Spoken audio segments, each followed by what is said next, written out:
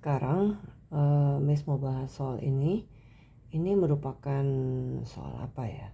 Soal ruang bangun dan juga peluang ya. Merupakan salah satu materi yang kalian harus kuasai untuk mid semester 1 matematika kelas 8 ya. Bentuk penampung oli sebuah mobil berbentuk tabung dengan jari-jari 21 cm. Miss anjurkan untuk kalian mulai gambar dulu aja tabung ya. Tabung gambarnya gimana sih? Begini ya. Dasarnya juga lingkaran ya, kira-kira kayak begini. Nah, jari-jarinya 21. Kalau jari-jari itu dari mana? Dari tengah ke pinggir ya. Ini kayak begini. Ini adalah 21 cm. Oke. Terus dan tingginya 4 cm. Tingginya si tabung ini adalah 4 cm. Nah, botol oli berbentuk prisma persegi panjang. Jadi kalau botol kira-kira mungkin seperti begini kali ya botolnya. Nih, begini. Ya, ini prisma persegi panjang dengan panjang 10 cm. Habis itu ada 5 cm lebalnya dan habis itu tingginya 40 cm gitu ya. Nah ya, kelihatan kan nih? Kelihatan ya. Atau kalau mau dideketin dikit nih supaya bisa di pause sebentar gitu kan. Nah kayak gitu ya gambarnya kira-kira. Nah, jadi kalau misalnya ada soal yang berbentuk kayak begini nih, geometri, mendingan gambar aja dulu gitu ya. Tapi ingat ya, jari-jari itu setengah gitu ya, dari tengahnya lingkaran ke pinggir. Tapi kalau diameter itu dari pinggir ke pinggir garis lurus, tapi melewati titik tengahnya si lingkaran gitu ya. Nah, udah selesai di situ ya. Terus kemudian ditanyainnya apa? Berapa liter oli yang bisa ditampung oleh mobil? Nah, olinya ditampung pakai apa? Pakai prisma ini atau pakai silinder ini? Olinya ditampung pakai silinder ini ya. Nah, kalau dia bilang berapa liter oli yang harus ditampung oleh mobil, berarti kita lagi ngomongin apa? Berapa sih besarnya si ruangnya silinder ini? Ruangnya silinder, ruang dalamnya silinder itu berapa gede? Nah, kalau misalnya kita udah ngomongin soal ruang, berapa besarnya si ruangan ini, berapa besarnya ruangan kamar ini, itu namanya volume. Kalau kita bilang berapa besar ruangannya ini gitu, itu volume. Sama ya, berapa liter oli yang bisa ditampung oleh mobil. Olinya bentuknya silinder, olinya akan mengisi dalamnya si silinder, berarti kita ngomongin soal volume. Nah, karena ini silinder, berarti kita harus tahu apa sih volumenya silinder. Volume silinder ini aku nulisnya di mana nih supaya kelihatan, di sini aja ya, aku geser aja ya. Volume silinder itu adalah luas alasnya. Luas alasnya apa? Lingkaran ya. Jadi kalau luas alas itu, luas lingkaran itu adalah pi times r square. Nah udah itu doang kan. Itu luas alasnya. Betul ya. Luas alas. Nah habis itu apa? Kan kalau itu luas. Ini kan mau dicari volumenya. Nah volumenya silinder itu adalah luas alas. Habis itu dikali tingginya si silinder. Ya. Nah sekarang kita lihat. R ini apa? Jari-jari. Ya, kita udah tahu jari-jarinya 21. 21 itu adalah kelipatan 7. Jadi kita pakai nilai pi yang mana? Yang 22/7 aja supaya lebih cepat ya. 22/7 terus dikali jari-jari dikali jari-jari kan. Jari-jari square itu kan artinya jari-jari kali jari-jari ya. Jadi ini dikali 21, ini dikali 21 gitu ya. Nah ini untuk mencari luasnya si dasarnya silinder. Terus abis itu apa? Dikali sama tingginya. Tingginya berapa? Dikali 4. Gitu ya. Nah, abis itu saya coret yang ini sama ini gitu ya. Ini dibagi 7 1, yang ini jadi 3 gitu ya. Terus saya langsung kali, ini 66 kali ya 22 kali 3 kan 66 ya. Terus 21 kali 4 itu 84. Ya, Miss emang suka ngitungnya nyicil-nyicil. Nah, sekarang kita mesti cari kertas lagi untuk hitung nih. Ya, karena jangan pakai kalkulator ya untuk mid semester test karena nggak boleh ya. Jadi 66 dikali 84, 6 kali 4 itu 24, 64, 24, 264, 48, 48, 52, maka menjadi 5544. Oke, jadi hasilnya adalah 5544 apa? Sentimeter, karena volume apa sentimeter kubik ya. Tapi kan yang ditanya bukan sentimeter kubik ya. Nih supaya kelihatan, siapa tahu nggak kelihatan ya. Jadi deketin, nah tuh ya kayak begini caranya tuh. Ya, kalau misalnya mau ngopi dipausin dulu. Dah. Nah, setelah itu, kok blur. Nah, oke. Nah, habis itu yang ditanya apa emang? Berapa sentimeter kubik oli yang bisa ditampung oleh mobil? Bukan ya, tapi liter. Nah, caranya gimana? Kalian tahu bahwa 1 desimeter kubik itu sama dengan 1 liter. Betul ya? Kalau misalnya 1 sentimeter kubik itu sama dengan 1 mililiter. Oke? Nah, sekarang ini sentimeter kubik ya. Saya mau jadiin liter, berarti saya mesti jadiin ke desimeter kubik dulu kan. Nah, kamu tahu bahwa kalau ini sentimeter, atasnya desimeter gitu kan. Berarti naik deh dia. Kalau naik artinya dibagi. Tapi ingat, ini kan sentimeter kubik. Jadi bukan dibagi sama 10. Kalau sentimeter kubik berarti dibagi 10. Ya, jadi yang tadi 5544 cm kubik itu akan menjadi 5,544 desimeter kubik. 1 desimeter kubik itu sama dengan 1 liter. Maka kalau 5,544 desimeter kubik berarti itu jadi 5,544 liter. Nah, itu jawabannya. Ya. Nah, terus kemudian berapa sih botol minimal yang harus dibeli untuk mengisi penuh oli sebuah mobil? Nah, berarti gini kan, konsepnya adalah kita kalau kita mau ganti oli, semua oli yang ada di silinder ini bakal dihapus, dibuang. Terus diisi sama siapa? Sama oli baru. Oli barunya ada di mana? Di sini kan. Benar nggak? Di prisma persegi panjang ini. Jadi kita harus tahu dong, setiap prisma persegi panjang ini itu isinya ada berapa liter. Setuju ya? Jadi apa? Nah, lagi kalau ngomongin berapa liter ada di prisma persegi panjang ini, berarti kita lagi ngomongin berapa sih gedenya ruangan ini. Berarti kita lagi ngomongin volume ya. Nah, sekarang ya ini masih kelihatan ya. Volumenya si prisma persegi panjang itu kan adalah panjang dikali lebar dikali tinggi ya. Ini nggak tahu deh tempatnya cukup atau enggak. Kok Miss cuma ngasihnya cuma 2 baris.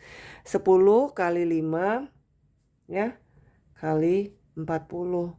Nah, ini hasilnya itu oke, 10 kali aku nolnya omit aja dulu, dicuekin dulu. Jadi 1 dikali 4 kali 5 20, habis itu ditambahin 00 gitu ya, jadi 2000. Ya kan? 2000 apa? Sentimeter kubik. Nah, jadinya apa? Lah, kalau misalnya mau dijadiin liter, dipindahin ke desimeter kubik dong. Kalau desimeter kubik jadinya apa? Dibagi 1000, kayak yang ini kan? Dibagi 1000. Jadinya 2 desimeter kubik. Kalau 2 desimeter kubik berarti 1 desimeter kubik itu sama dengan 1 liter. Berarti kalau 2 desimeter kubik itu menjadi 2 liter. Oh, 2 liter. Berarti setiap prisma persegi panjang ini itu cuma berisi 2 liter.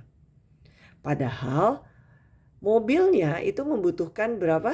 Kalau dikuras habis ini, silindernya dibersihin habis, dia butuh berapa? 5,544 liter. Jadi kira-kira butuh berapa? Ya hitung aja, kalau mau hitung manual nggak apa-apa. Kalau 1 botol saya butuh 2 liter, nggak cukup dong. Kalau 2 botol saya punya 4 liter, nggak cukup dong. Oh, kalau saya beli 3 botol, berarti saya punya berapa? 6 liter. 6 liter cukup nggak untuk mengisi ini, walaupun kelebihan? Bisa ya? Jadi jawabannya berapa? 3. 3 botol. Oke? Gitu ya jawabannya ya.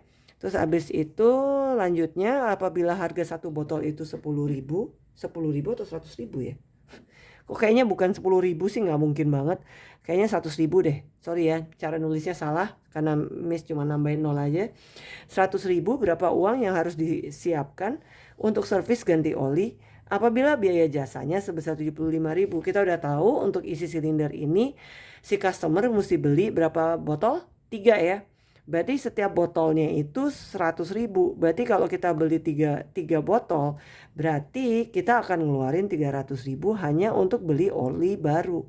Tapi kan kalau ganti oli nggak mungkin ya kita cuma beli olinya doang. Pasti ada jasanya, ada biaya jasanya. Karena ada orang yang ngerjain. Masa kamu beli oli terus kamu ganti sendiri gitu kan. Nah biaya jasanya 75.000. Ya udah ditambah 75.000. Hasilnya berapa? Jadinya 375.000 rupiah ya. Kira-kira begini. Ya kalau mau dicatat di pause gitu ya. Terus ini kayak begini. Terus ini kayak begini. Oke. Udah ya. Semoga nanti waktu di meet soal yang serupa, nggak sama sih, tapi serupa aja, kalian bisa kerjain. Moga-moga angkanya nggak susah-susah amat ya. Oke, sekarang kita yang kedua, ini adalah peluang. Kalau yang pertama itu adalah bangun ruang, yang kedua ini adalah peluang. Semuanya belakangnya ada uang ya. Apalagi kalau saya bahas rasio, nanti rasio menghitung banyaknya uang Amir dan Budi kan ya. Oke, so yang kedua ini dalam sebuah kotak terdapat beberapa bola. Di setiap bolanya terdapat angka. Angkanya ada apa aja? 2, 2, 4, 5, 5, 8, 9, 11, 12, 13. Apabila Anda mengambil satu bola, nah ini hitung berapa peluangnya. Nah sekarang kita lihat dulu dong bolanya ada berapa. Ada 1, 2, 3, 4, 5, 6, 7, 8, 9, 10. Setiap angka ini punya kemungkinan yang sama untuk diambil atau kemungkinan yang sama yang diambil. Caranya gimana nih naruh peluangnya? Peluangnya itu dalam bentuk pecahan ya. Jadi kalau ini adalah peluangnya adalah 1 dari 10 kemungkinan yang terjadi. Jadi sebenarnya setiap angka ini punya 1/10 kemungkinan atau punya peluang terpilih itu 1/10 semuanya ini. Gitu ya. Kemarin Miss lihat dari beberapa pekerjaan teman kalian ada yang nulisnya kayak begini dan saya pikir untuk anak-anak yang masih nggak mengerti ini adalah sesuatu metode yang bagus juga sih sebenarnya ya, ditulisin aja gitu peluang setiap bolanya berapa terpilih gitu. Jadi peluang bola terpilih, peluang setiap bola untuk terpilih itu berapa, jadi ditulis aja dalam bentuk fraksi. Oh ini peluangnya 1 dari 10 kemungkinan, ini 1 dari 10, jadi 1/10 gitu ya. Nah sekarang lihat peluang mendapat angka prima. Angka prima yang ada di sini ada apa aja? Ada 2 ya kan? Ini prima nih 2. 2 ini juga prima ya kan? Berarti di sini ada nih teman kalian nulis. Jadi 1/10 gitu ya, ini 2. Ada 2 lagi, itu kan prima, tambah 1/10 lagi. 4 bukan prima, 5 itu prima, berarti 1/10 lagi. 5 ini juga prima. 8 nggak prima, 9 nggak prima, 11 prima, berarti 1/10. 12 nggak prima, 13 prima. Ya udah, habis itu ditambah ada berapa? 1, 2, 3, 4, 5, 6. 6/10. Tapi jangan lupa kalau misalnya peluangnya atau pecahannya bisa dikecilin. Ini kan genap sama genap ya. Jadi bisa dibagi 2. Jadi berapa? 3/5. Nah sekarang peluang mendapat angka genap dan kelipatan 4. Nah ini hati-hati dengan angka dan.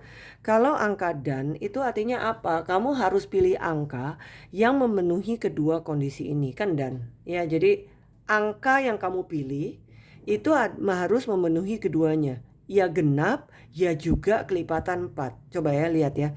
2 ini genap. Iya. Tapi kelipatan 4 gak? Enggak.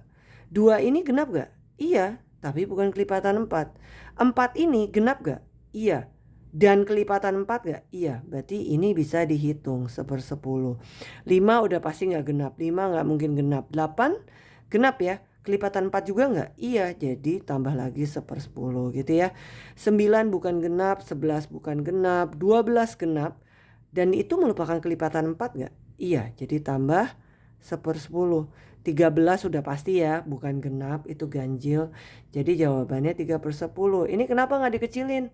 Ya karena nggak bisa, ini kan ganjil, ini genap, udah nggak mungkin ya.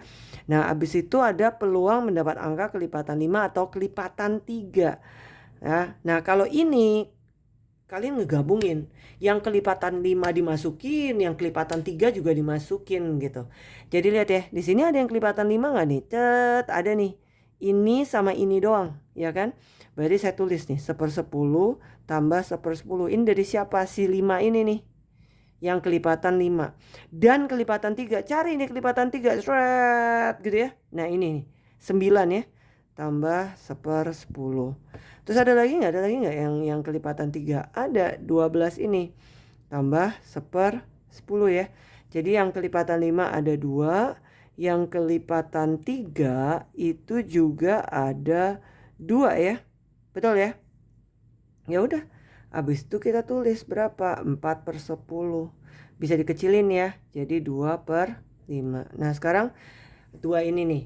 Peluang mendapat angka lebih kecil dari 14. Lah lihat dong, semua angka ini lebih kecil. Ya kan dari 14. Ya udah berarti tambahin aja semuanya. Lah ini kalau ini 1 1/10 sebanyak 10 berarti yang di atas kalau ditambah itu 10 kan. Berarti artinya di sini 10/10 ya 1. Jadi kalau 1 itu artinya apa? Udah pasti terjadi. Peluang mendapat angka lebih kecil dari 14 itu udah pasti terjadi. Itu 1 ya. Kalau peluang mendapat angka 100, ada nggak angka 100? Berarti saya nggak nulis pecahan apa-apa dong. Kalau nggak ngitungin pecahan apa-apa jadi apa hasilnya? 0.